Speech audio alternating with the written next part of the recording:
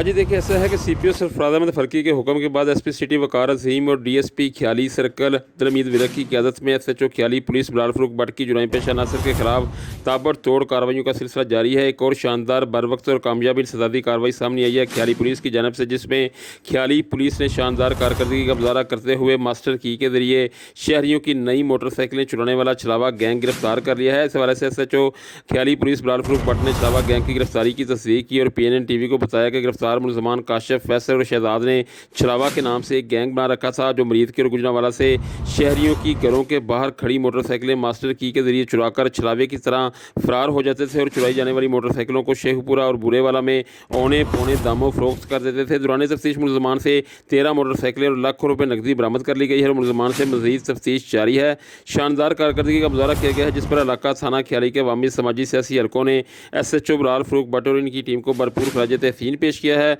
और सीपीओ सरफराज अहमद फरकी का शुक्रिया अदा